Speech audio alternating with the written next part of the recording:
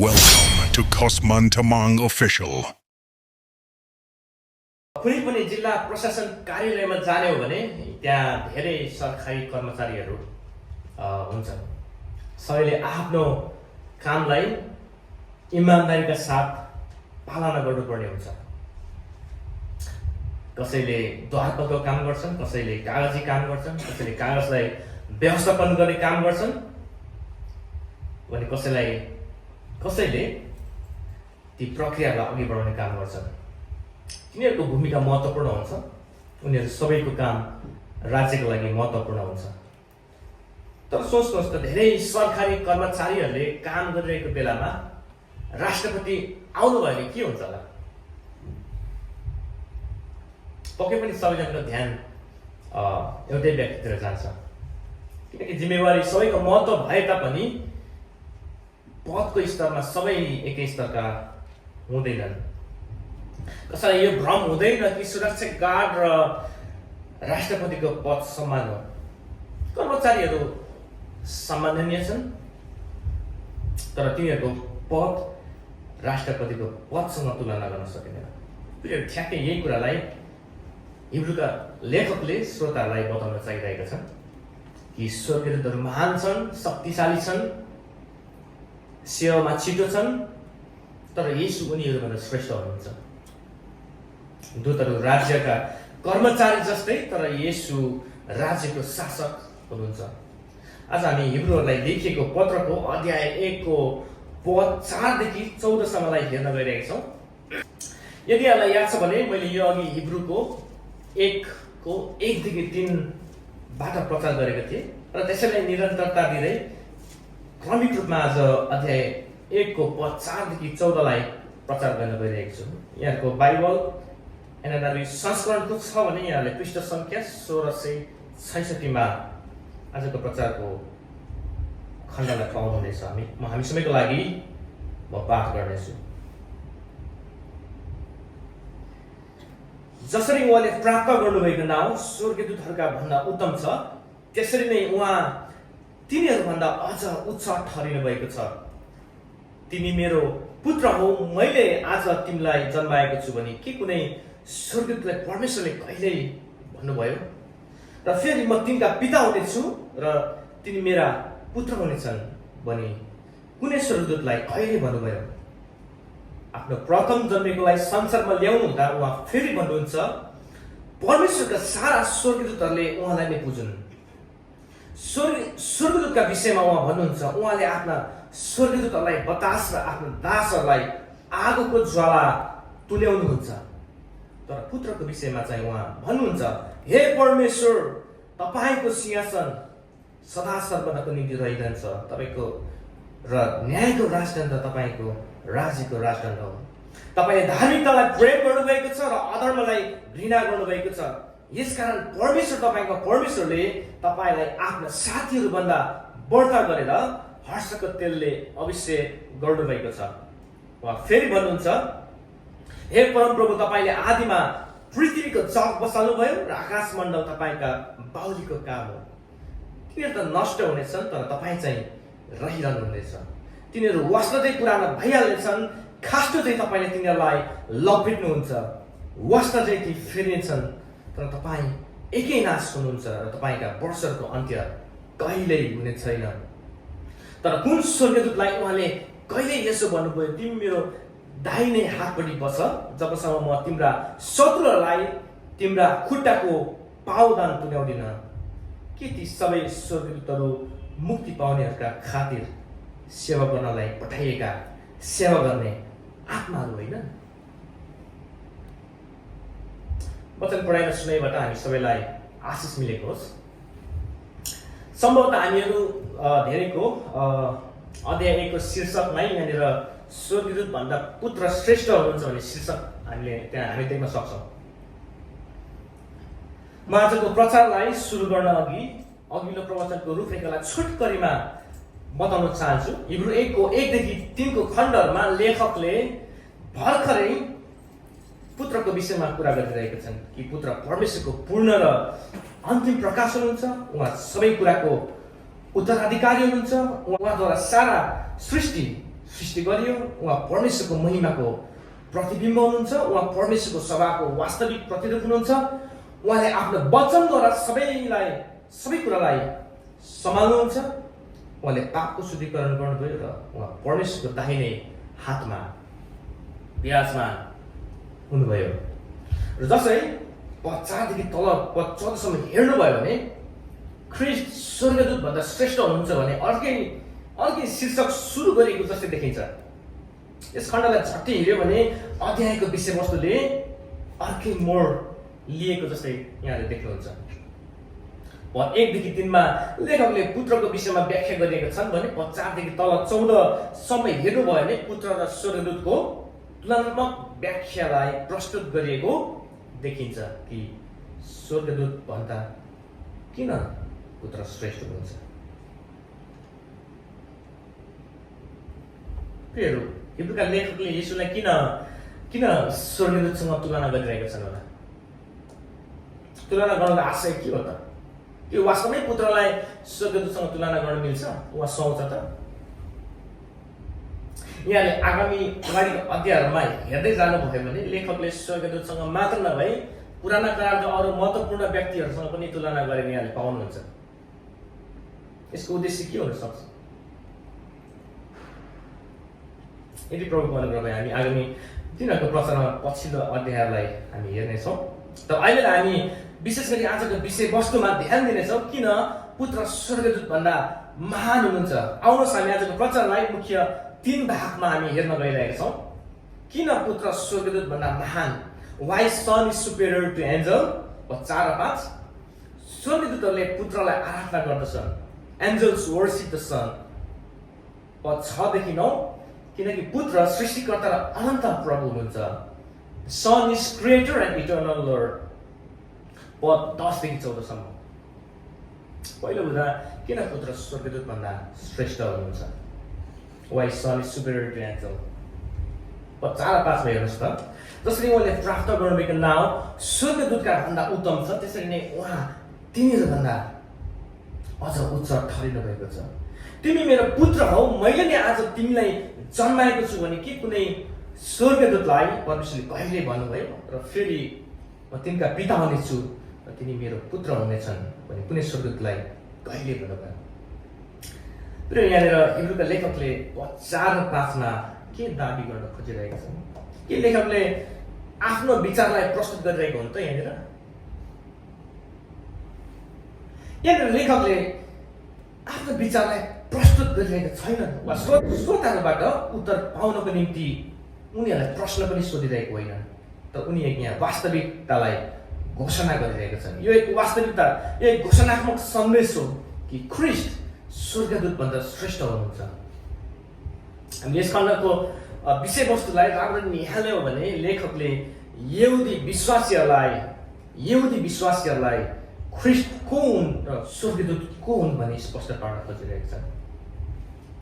यस खण्डमा अझ प्रश्न हुनु म यहाँलाई केही ऐतिहासिक कारणहरू बताउन चाहन्छु जसले यस सन्दर्भलाई बुझ्न अझ मद्दत गर्नेछ।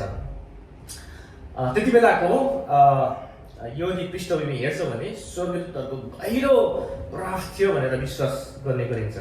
यहुदी परम्परामा व्यवस्था प्रत्यक्ष रूपमा परमेश्वरबाट होइन स्वर्गदूतहरूको मध्यस्थतामा दिएको भन्ने बुझाइ थियो। र दोस्रो कुरा, उनीहरूले स्वर्गदूतलाई राजनीतिक आत्मिक संरक्षक मान्दथे। विशेष गरी दोस्रो मन्दिरको समयमा यहुदीहरूले प्रत्येक राष्ट्रहरूसँग चाहिँ शक्तिशाली आत्मिक संरक्षक हुन्छ भन्ने विश्वास गर्दथे। यो विचार विशेष गरी दानियलको पुस्तकबाट आएको। यहुदीहरूमा स्वर्गदूतको विभिन्न तह र अधिकार क्षेत्र बारेमा शिक्षा नै दिएको थियो। त्यति मात्र होइन, कतिपय ठाउँहरूमा त स्वर्गदूतको विषयमा प्रचार प्रसार नै भएको थियो भनेर विश्वास गरिन्छ। यी विविध कारणहरूले उनीहरूको स्वर्गदूततर्फको आराधनाको झुकाव बढ्न थालेको थियो। यहाँले कलसीहरूलाई पावलले लेखेको पत्रमा हेर्नुभयो भने त्यहाँका मण्डलले पनि पावलले झुटा शिक्षा, झुटा दर्शन र स्वर्गदूतलाई बुझ्ने कुराको विषयमा स्पष्ट रूपमा चेतावनी दिइरहेका छन्। कलसी 2:18 मा हेर्नुहोस् त, आफ्नै शरीरलाई शास्ति दिने कुरामा जिद्दी गरेर स्वर्गदूतलाई पुज्न लगाएर आफ्नो दर्शनमा अडिएर आफ्नो अभिलाषी मनले कारण बिनाको घमण्डले फुलिएर कसैले अर्थात् ती झुटा शिक्षकहरूले तिमीहरूलाई इनाम गुमाउने नतुल्याओस्। पावलले यहाँनिर विश्वासीहरूलाई सचेत गराउँदैछन् जसले तिनीहरूलाई स्वर्गदूतको आराधना गर्न, दर्शनहरू र विभिन्न रहस्यमय अनुभवहरूमा घमण्ड गर्न र झुटा नम्रताले मानिसहरूलाई भ्रम पार्न सिकाइरहेका थिए। प्रियहरू, हिब्रूका लेखकले यस कुरा अझ स्पष्ट रूपमा खण्डन गर्दछन्। स्वर्गदूतको अवधारणालाई ख्रिस्टको लागि मात्र योग्य हुने स्तरमा उचाल्ने कुनै पनि बुझाइ गलत छ भनी प्रश्न पारिरहेको छ। एकपल्ट पद 4 र 5 मा हेर्नुहोस् त। यहाँ यो खण्ड, यो बाइबलको यो खण्डहरू कुनै ठाउँमा देखे जस्तो लाग्छ?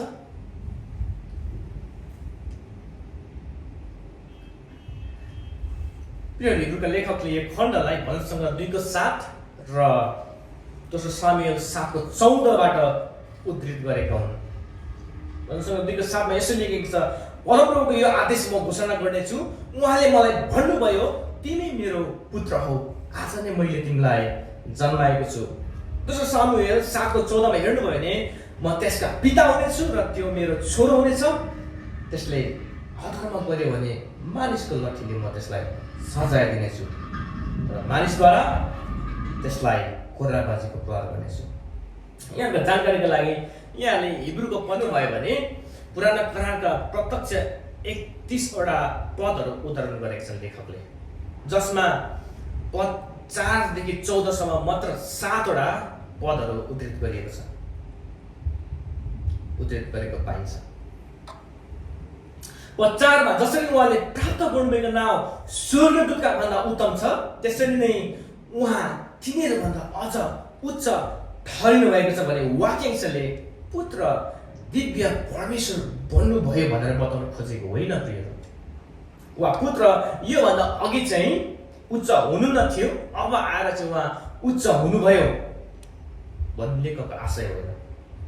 तर यसको आशय यो हो कि उहाँको विनम्रता उहाँको उचाइको सङ्केत गर्दछ, विनम्रता पछिको उचाइलाई सङ्केत गर्दछ। यसको अर्थ उहाँ जो ख्रिस्ट हुनुहुन्छ, उहाँ आफ्नो मसीही उद्धारमूलक भूमिकामा दूतहरूभन्दा श्रेष्ठ र उच्च घोषित हुनुभयो, स्थापित हुनुभयो। प्रियहरू, पुत्र आफ्नो अस्तित्वमा दूतहरूभन्दा सधैँ नै श्रेष्ठ हुनुहुन्थ्यो नि, होइन र? पुत्र आफ्नो स्वभाव र अस्तित्वमा सधैँ नै परमेश्वर हुनुहुन्थ्यो। तर उद्धारको योजनामा र करारको इतिहासमा अब उहाँ सर्वोच्च रूपमा स्थापित हुनुभएको छ। उहाँले सर्वोच्च काम गर्नुभएको छ जो केवल उहाँमा बाहेक अरू कसैमा पनि सम्भव थिएन। पुत्रले त्रिएक परमेश्वरको प्रेम र दयालाई मानव जातिको बीचमा प्रकट गर्नुभएको छ। यहाँ लेखकको आशय चाहिँ यो हो कि ख्रिस्ट स्वर्गदूत भन्दा श्रेष्ठ बन्नु पछिल्लो उचाइ होइन, तर उहाँको उद्धारको कार्य पुरा गर्नुभएपछि प्राप्त गर्नुभएको उच्च महिमा। फिलिप्पी 2:6 देखि 11 मा हेऱ्यो भने यसो लेखिएको छ, परमेश्वरको स्वभावमा भएर पनि उहाँ परमेश्वरको बराबरी हुने कुरालाई एउटा पक्रिराख्ने वस्तु जस्तो ठान्नु भएन, तर आफूलाई रित्याइकन कमारको रूप धारण गरेर अथवा मनुष्य भएर जन्मनु भयो, स्वरूपमा मानिस जस्तै भएर आफैलाई होच्याउनु भयो र मृत्यु समय अर्थात् क्रुसको मृत्यु समय आज्ञाकारी रहनुभयो।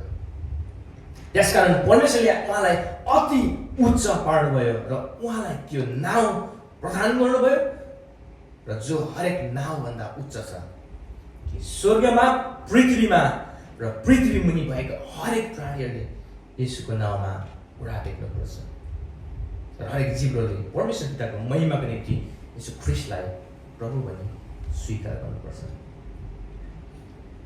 5 मा तिमी मेरो पुत्र हो, मैले नै आज तिमीलाई जन्माएको छु भने के कुनै स्वर्गदूतले परमेश्वरले कहिले भन्नुभयो र फेरि म तिनका पिता हुनेछु र तिनी मेरो पुत्र हुनेछन् भने कुनै स्वर्गदूतलाई कहिले भन्नुभयो?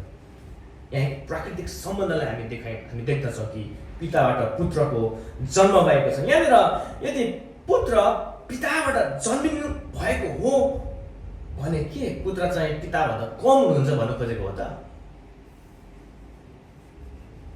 वा पुत्र पिताबाट सृष्टि हुनुभएको भन्ने लेखको आशय हो। सामान्यतया जब हामी पिताबाट पुत्र जन्मेको कुरा गर्छौँ यसले सृष्टिको कुरालाई जमाउँदछ। तर यहाँनिरको सम्बन्धमा परमेश्वर पिताले पुत्रलाई सृष्टि गर्नु भयो भन्नु खोजिएको होइन। यसले मुख्यतः यीशु ख्रीष्टलाई परमेश्वरको एकलौटे पुत्रको रूपमा बुझाउँछ, जसले परमेश्वर पितासँगको उहाँको अद्वितीय सम्बन्ध, उहाँको साझा प्रकृति र स्वभावलाई प्रकाश पार्छ। पिता पुत्र र पवित्र आत्मा एक समान दिव्य प्रकृतिको हुनुहुन्छ भन्ने शास्त्र बाइबलले हामीलाई बताउँदछ। प्रियहरू, पुत्र परमेश्वरबाट जन्मिनु भएको भन्ने यो भौतिक जन्मको कुरा होइन, तर त्रिकतामा रहेको सम्बन्धको अर्थलाई यसले जनाउँदछ। म यहाँलाई केही व्यावहारिक प्रश्न गर्न चाहन्छु। यदि पुत्र स्वर्गदूतभन्दा श्रेष्ठ हुनुहुन्छ भने के यहाँको जीवनमा पुत्र पहिले प्राथमिकता गर्नुभएको छ? यहाँको आफ्नो घर परिवार, जागिर, व्यवसाय, सपनाको बिचमा पुत्रको स्थान कुन तहमा छ? के उहाँ सबैभन्दा उच्च स्थानमा हुनुहुन्छ? कतै यहाँले पुत्रलाई आफ्नो सफलता, अनुभव, भावना वा कुनै व्यापक प्रचारकसँगको तुलना गरिरहनु भएको छ कि? आजभोलि हामी निकै व्यापक प्रचारकहरू हामी सुन्ने गर्छौँ, जसले आफैलाई परमेश्वरबाट आएको भन्ने दाबी गर्ने गर्छन्। परमेश्वरले मलाई यसो भन्नुभयो, परमेश्वरले मलाई यो भन्नुभयो भन्दै मानिसहरूबाट प्रशंसाको अपेक्षा गर्दै आफूलाई उच्च पार्दै हिँडिरहेको हुन्छन्। मलाई यो भन्नु अप्ठ्यारो लाग्दैन। आजको धेरै मण्डलीहरूमा ख्रीष्टलाई भन्दा पृष्ठलाई बढी खोजिरहेका छन्। यो बडो दुःखलाग्दो कुरा हो। प्रियहरू, यहाँले ख्रीष्टलाई कसरी चिनिरहनु भएको छ? के उहाँलाई जीवनको एक हिस्साको रूपमा मात्र लिइरहनु भएको छ कि उहाँ नै मेरो जीवन हुनुहुन्छ भन्ने विश्वास गर्नुहुन्छ? यदि परमेश्वरले यसोलाई आफ्नो पुत्र घोषणा गर्नुभएको छ भने के तपाईँहरूले उहाँको अधीनतामा रहन इच्छा गर्नुहुन्छ? उहाँमा सर्वाङ्गीन रूपमा समर्पित हुनुहुन्छ? 6 देखि तल हेर्नुहोस् त। आफ्नो प्रथम जन्मेकोलाई संसारमा ल्याउनु फेरि भन्नुहुन्छ परमेश्वरका सारा स्वर्गदूतहरूले उहाँलाई नै पुज्छन्। स्वर्गदूतको विषयमा उहाँ भन्नुहुन्छ उहाँले आफ्ना स्वर्गदूतलाई बतास, आफ्ना दासहरूलाई आगोको ज्वाला तुल्याउनुहुन्छ। तर पुत्रको विषयमा चाहिँ उहाँ भन्नुहुन्छ हे परमेश्वर, तपाईँको सिंहासन सदा सर्वदाको निम्ति रहिरहन्छ र न्यायको राजदण्ड तपाईँको राज्यको राजदण्ड हो। तपाईँले धार्मिकतालाई प्रेम गर्नुभएको छ र अधर्मलाई घृणा गर्नुभएको छ। यसकारण परमेश्वरले तपाईँलाई आफ्ना साथीहरूभन्दा बढ्ता गरेर हर्षको तेलले अभिषेक गर्नुभएको छ। आज दोस्रो कुरा, स्वर्गदूतले पुत्रलाई आराधना गर्दछ। एन्जल्स वर्शिप द सन। 6 मा यहाँ प्रथम जन्मेको भन्नुको आशय के होला? एक हिसाबमा हाम्रो मनमा आदमको विचार पनि आउन सक्छ नि, किनभने बाइबल अनुसार आदम नै संसारको पहिलो व्यक्ति हो। तर यहाँ प्रथम जन्मेको भन्नुको अर्थ चाहिँ प्रथम सृष्टि गरिएको वा प्रथम रूपमा अस्तित्वमा आएको भन्ने होइन। यहाँ प्रथम जन्मेको भन्नुको अर्थ जो सबैमाथि पहिलो स्थानमा हुनुहुन्छ, उहाँको उत्तराधिकारिता, जसले सबैमाथि अधिकार राख्नुहुन्छ भन्ने अर्थ लाग्छ। यो ग्रिक भाषाको प्रोटोटोकस भन्ने शब्दबाट आएको, जसले अङ्ग्रेजीमा फर्स्ट बर्न भनिन्छ। यस खण्डको सन्दर्भमा यसले प्रथम जन्मेको समयलाई होइन तर पद, कार्य र अधिकारलाई जनाउँदछ। यहाँले बाइबलमा यो प्रथम जन्मेको वा ज्येष्ठ भन्ने शब्दहरू धेरै ठाउँहरूमा पाउनुहुन्छ। म दुईवटा खण्ड यहाँको बिचमा राख्न चाहन्छु। भजन सङ्ग्रह 89:27। म त्यसलाई मेरो जेठो पनि तुल्याउने छु, पृथ्वीका राजाहरूमा सबैभन्दा उच्च, जसको अर्थ सर्वोच्च राजा। भन्ने हुँदछ।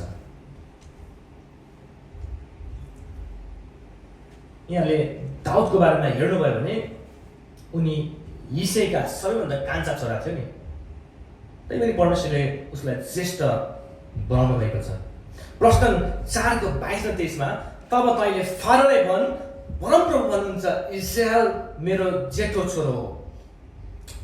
मैले तँलाई भने मेरो छोरालाई जान दे र त्यसले मेरो सेवा गरोस्, तर तैँले चाहिँ त्यसलाई जान इन्कार गरिस्, यसैले म तेरो जेठो छोरालाई मार्नेछु। प्रियहरू, यहाँनिर इजरायलको बारेमा हामी हेर्छौँ भने इजरायल सृष्टि गरिएको पहिलो राष्ट्र थिएन, तर परमेश्वरको चुनिएको विशेष अधिकार प्राप्त गरेको पहिलो छोरो थियो। प्रियहरू, पुत्र पद, कार्य र अधिकारको हिसाबमा उहाँ सबैभन्दा ज्येष्ठ हुनुहुन्छ।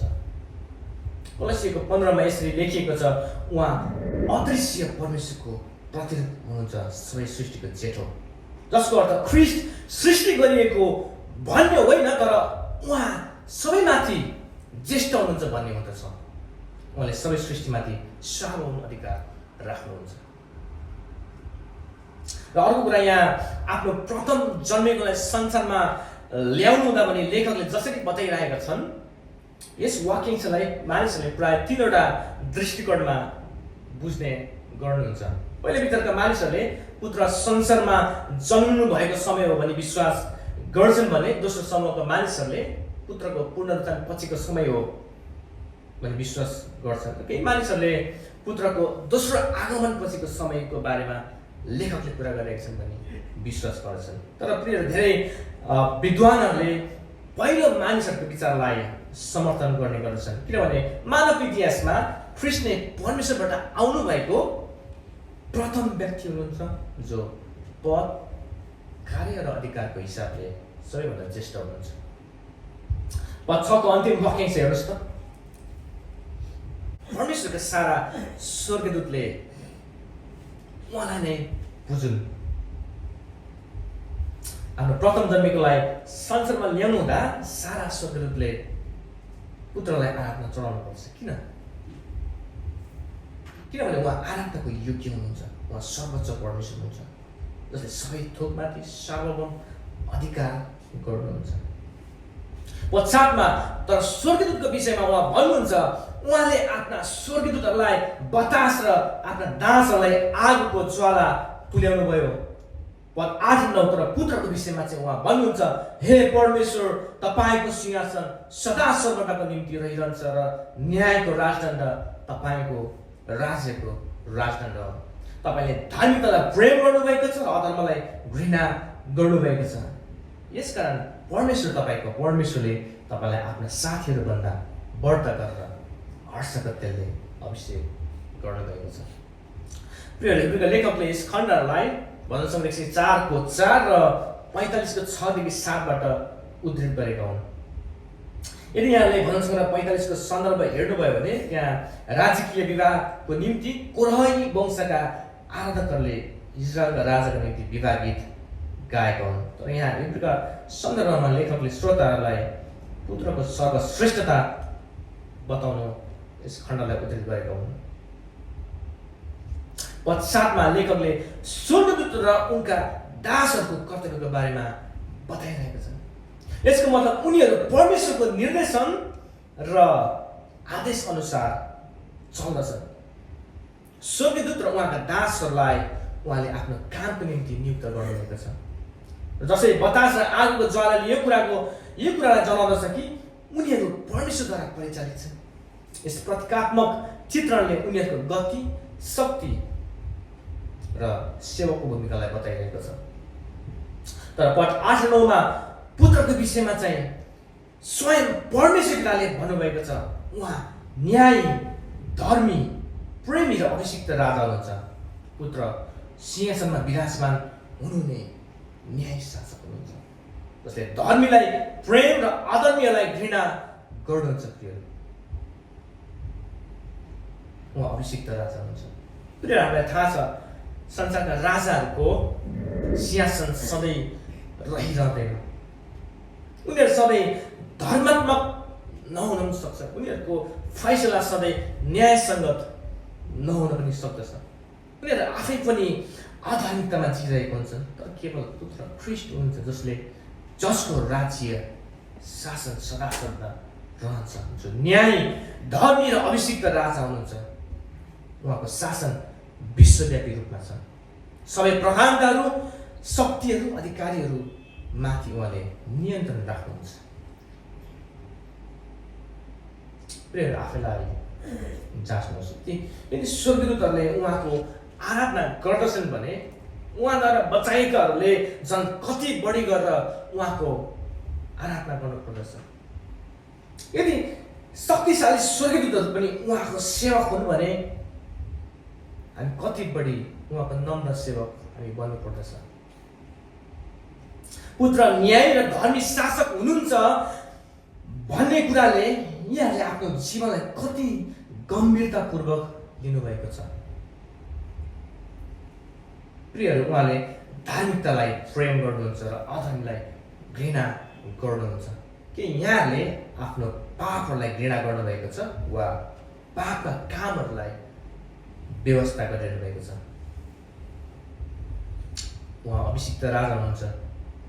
अभिषिक्त राजाको प्रजाले कसरी जीवन जिउनु पर्दछ? त्यस्तो हुँदा किनकि पुत्र सृष्टिकर्ता र अनन्त प्रभु हुनुहुन्छ। पद 10 देखि 14, son is creator and eternal lord. उहाँ फेरि भन्नुहुन्छ, हे परमप्रभु, तपाईँले आदिमा पृथ्वीको जग बसाल्नुभयो र आकाश मण्डल तपाईँको बहुलीको काम हो। तिनीहरू त नष्ट हुनेछन् तर तपाईँ चाहिँ रहिरहनुहुन्छ। तिनीहरू जो वस्त्र चाहिँ पुराना भइहाल्नेछन्, खास्टो चाहिँ तपाईँले तिनीहरूलाई लपेट्नुहुन्छ, वस्त्र चाहिँ ती फेरिन्छन् तर तपाईँ एकैनाश हुनुहुन्छ र तपाईँको वर्षको अन्त्य कहिले हुने छैन। तर कुन स्वर्गदूतलाई उहाँले कहिले यसो भन्नुभयो, तिमी मेरो दाहिने हातपट्टि बस जबसम्म म तिम्रा शत्रुहरूलाई तिम्रा खुट्टाको पाउदान तुल्याउँदैन? के ती सबै स्वर्गदूतहरू मुक्ति पाउनेहरूका खातिर सेवा गर्नलाई पठाइएका सेवा गर्ने आत्माहरू होइनन्? यहाँले भजनसँग 102 को 25 देखि 27 र भजनसँग 110 को 1 मा पद 10 देखि 13 पदलाई पाउनुहुनेछ। यहाँले सम्झिनु भयो भने यो अघि पनि मैले हिब्रू 4 को 14 मा प्रत्यक्ष 7 वटा पुरानो करारका पदहरू उद्धृत गरिएको छ। र एकपल्ट विचार गर्नुहोस् त, लेखकले किन यति धेरै पदहरू उद्धृत गरिरहेका छन्? यी पदहरू उद्धृत गर्नुको आशय के हो त?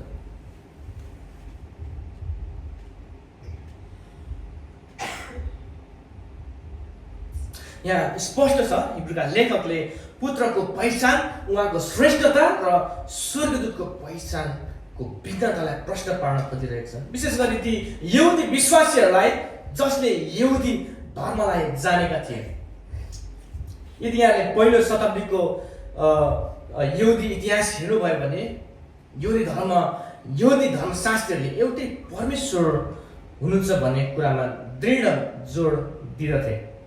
एक ईश्वरवाद विश्वास यहुदी विश्वासको मुख्य आधार थियो र अहिले पनि छ, जसलाई हामी अङ्ग्रेजीमा मोनोथिसियम भनिन्छ है।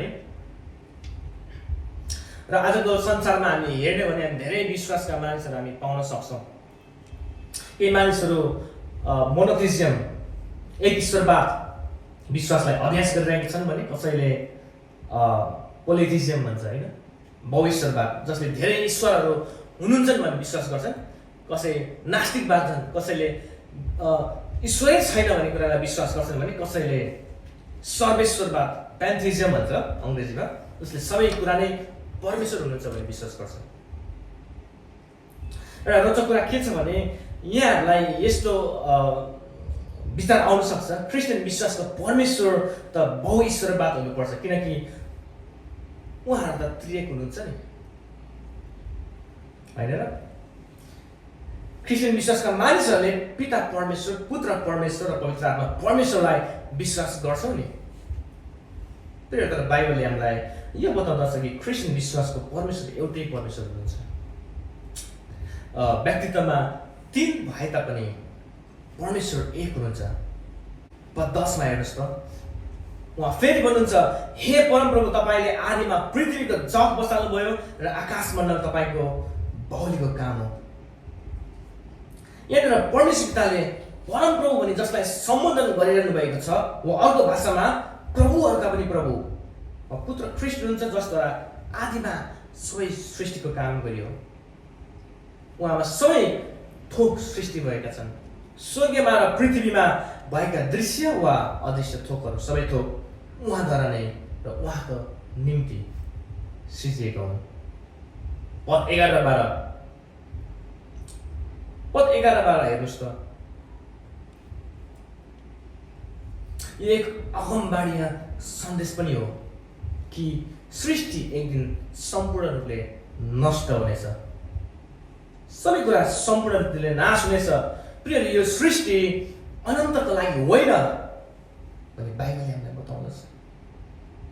सबै कुराहरू एक दिन पूर्ण रूपले नष्ट भएर जानेछ। तर पुत्रको विषयमा चाहिँ यसो लेखिएको छ, उहाँ चाहिँ अर्थात् पुत्र अनन्तका हुनुहुन्छ, उहाँ सदा सर्वदा रहिरहनु हुने अनन्तका परमेश्वर हुनुहुन्छ। उहाँ सधैँ एक समान रहिरहनु हुने परमेश्वर हुनुहुन्छ, जो सधैँ स्थिर रहनुहुन्छ। उहाँ अपरिवर्तनीय र एकैनाश रहिरहनु हुने परमेश्वर हुनुहुन्छ। इब्रू 13:8 यसो लेखेको छ, येशू ख्रीष्ट हिजो आज र सदा सर्वदा एक समान हुनुहुन्छ। प्रकाश 1:17-18 येशू आफैले भन्नुहुन्छ, नडराऊ, आदि र अन्त्य र जीवित चाहिँ म नै हुँ। 13-14 तर कुन स्वर्गदूतलाई उहाँले कहिले यसो भन्नुभयो, तिमी मेरो दाहिने हातपट्टि बस्छ जबसम्म म तिम्रा शत्रुहरूलाई तिम्रा खुट्टाको पाउदान ल्याउँदिन। के ती सबै स्वर्गदूतहरू मुक्ति पाउनेहरूका खातिर सेवा गर्नलाई पठाइएका सेवा गर्ने आत्माहरू होइनन्? पद 13 भन्दा 110:1 लेखकले उद्धरण गरेका छन्। नयाँ करारमा धेरै दोहोरिएको वाक्यांशहरू मध्ये हिब्रू 1:13 पनि हो। तिमी मेरो दाहिने हातपट्टि बस्छ जबसम्म म तिम्रा शत्रुहरूलाई तिम्रा खुट्टाको पाउदान तुल्याउँदिन। यहाँले नयाँ करारका अरू धेरै ठाउँहरूमा यो पद यो खण्ड यो वाक्यांशलाई यहाँले पाउनुहुन्छ। जस्तै हिब्रू 10:13, मत्ती 22:44, मर्कुस 12:36, लुका 20:43, प्रेरित 2:35, जसले यसो ख्रीष्टलाई इङ्गित गर्दछ, जसले दुष्टता र त्यसको शक्तिहरूलाई क्रुसमा पराजित गर्नुभएको र जो अहिले स्वर्गबाट सबैमाथि राज्य गरिरहनु भएको छ। 14 हेर्नुहोस् त, के ती सबै स्वर्गदूतहरू मुक्ति पाउनेहरूका खातिर सेवा गर्नलाई पठाएका आत्माहरू होइनन्? प्रिय, स्वर्गदूतहरू स्वतन्त्र छैनन्। उनीहरू परमेश्वरको योजनामा उहाँको अधीनतामा छन्। र स्वर्गदूतहरूको धेरै कार्यहरू मध्ये चाहिँ एउटा चाहिँ मुक्ति पाउनेहरूको सेवा गर्नु पनि हो। उनीहरू सेवा दिने आत्माहरू हुन्। परमेश्वरले स्वर्गदूतहरूलाई विश्वासीहरूको भलाइको निम्ति प्रयोग गर्नुहुन्छ। उनीहरू सेवा दिनलाई सृजिएका आत्मिक प्राणीहरू हुन्। प्रिय परिवार, हिब्रू 1:4-14 हामीलाई गहिरो रूपमा यसो ख्रीष्टको उच्च ख्रीष्ट शास्त्रलाई प्रस्तुत गरेको छ।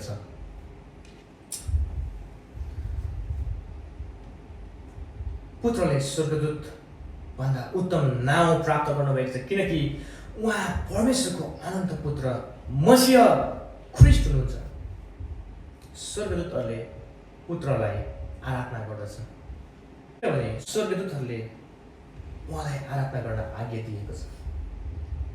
पुत्र अनन्तको राजा हुनुहुन्छ, जो धर्मी र न्याय शासक हुनुहुन्छ, जसले सदाकालसम्म राजकीय शासन गर्नुहुन्छ।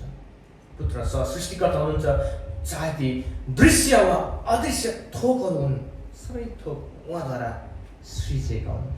उहाँ सधैँ एक समान रहिरहनु हुने परमेश्वर हुनुहुन्छ, जो सधैँ स्थिर रहनुहुन्छ। उहाँ अपरिवर्तनीय र एकैनाश रहिरहने परमेश्वर हुनुहुन्छ। पुत्र परमेश्वरको दाहिने हातमा विराजमान हुनुभएको छ।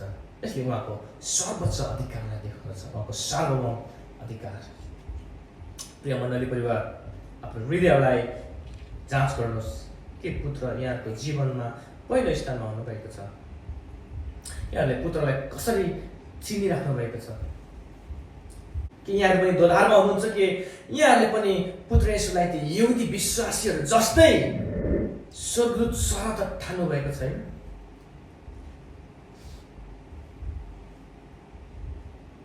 यहाँले पुत्रलाई कसरी आराधना गर्दै हुनुहुन्छ? कि यहाँले आराधना औपचारिकता मात्र बनाइराख्नु भएको त छैन? पुत्र सबैमाथि सार्वभौम हुनुहुन्छ भनी जानेर के यहाँले आफ्नो परिस्थितिभन्दा माथि उठेर ख्रीष्टमा विश्वास राख्नु भएको छ? प्रियहरू, जीवनका कठिनाइहरूमा र सङ्घर्षहरूमा के तपाईँ निराश, डर र चिन्ताका साथमा जिराख्नु भएको छ? प्रियहरू, येशू ख्रीष्टलाई उहाँको योग्य स्थानमा राख्नु भएको छ। उहाँ हाम्रो जीवनमा पहिलो स्थानमा हुनुपर्दछ। यदि यहाँले यसोलाई उहाँको योग्य स्थानमा राख्नु भएको छैन भने यहाँको जीवनमा आत्मिक कठोरता आउन सक्छ। यहाँको हृदय बिस्तारै कठोर हुँदै जान सक्दछ। यहाँको आराधना केवल औपचारिकता मात्र बन्न पुग्दछ। यदि ख्रीष्ट हृदयको केन्द्रमा हुनु न भने अरू कुराले यहाँको हृदयको सिंहासनमा बास गर्नेछ। पैसा, सेवा, प्रतिष्ठा, घमण्ड, मानिसहरूबाट प्रशंसाको अपेक्षा, जुन सबै कुराहरू अस्थायी मात्र हुन्। प्रियहरू, आराधना केवल औपचारिकता मात्र होइन, यो त हृदयको समर्पणता हो। चाहे हाम्रो काममा होस्, चाहे घरमा होस्, चाहे अभ्यास गरिने हरेक कार्यहरूमा होस् वा हाम्रो जीवनशैलीमा होस्, सबै थोकहरूबाट उहाँको आराधना भएको हुनुपर्दछ। हरेक परिस्थितिभन्दा माथि उठेर उहाँमा स्थिर भरोसा राख्नुहोस्। उहाँ हिजो, आज र भोलि सदा सर्वदा एक रहनुहुने परमेश्वर हुनुहुन्छ। यदि यहाँले स्थिर प्रभुलाई छोड्नुभयो भने यहाँहरू अस्थिर संसारमा डगमगाउनु हुनेछ। प्रिय दाजुभाइ दिदीबहिनी, आजका जीवनका सङ्घर्षहरूमा डर होइन, ख्रीष्टमा भरोसा राख्नुहोस्। जीवनका सङ्घर्षहरूमा आफैलाई एक्लो महसुस नगर्नुहोस्। परमेश्वरले आफ्नो योजना अनुसार सहायता पठाउनुहुन्छ। उहाँले आफ्नो जनहरूको सेवाको निम्ति स्वर्गदूतलाई खटाउनु भएको छ।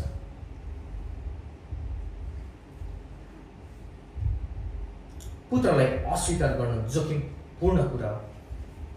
उहाँलाई अस्वीकार गर्नु केवल विकल्प होइन, यो गम्भीर आत्मिक परिणामको बाटो। यसै सन्दर्भमा हिब्रू 2 अध्यायमा हेर्दै गयौँ भने लेखकले अझ कडा चेतावनी दिइरहेको छ। प्रियहरू, उहाँ धर्मी शासक, धर्मी र न्यायी राजा हुनुहुन्छ। पापसँग सम्झौता नगर्नुहोस्। दैनिक जीवनमा इमान्दार, पवित्र र सत्यनिष्ठावान बन्ने प्रयत्न गर्नुभएको छ। प्रिय, आफ्नो समय, ऊर्जा र स्रोतहरू अस्थायी कुराहरूमा मात्र होइन तर अनन्तका मूल्यका कुराहरूमा लगानी गर्नुहोस्। बाइबल अध्ययन, प्रार्थना, सुसमाचार, चेलापन, आत्मिक निर्माण, आत्मिक वृद्धि भन्ने कुराहरूमा पनि लगानी गर्नुहोस्। प्रिय, विश्वास केवल सिद्धान्त होइन, यो त दैनिक समर्पण हो। यहाँको दैनिक जीवनमा ख्रीष्टको अधिकारलाई स्वीकार गर्नुहोस्। ख्रीष्टमा भरोसा राख्नुहोस्। आफ्नो मूल्य बुझ्नुहोस् कि उधार कति बहुमूल्य छ। जस्तै आज प्रभु भोजको समयमा यसो ख्रीष्टले पापीहरूको निम्ति चुकाउनु भएको मूल्यलाई सम्झना गरी आफैलाई जाँच्नु भएको होस्।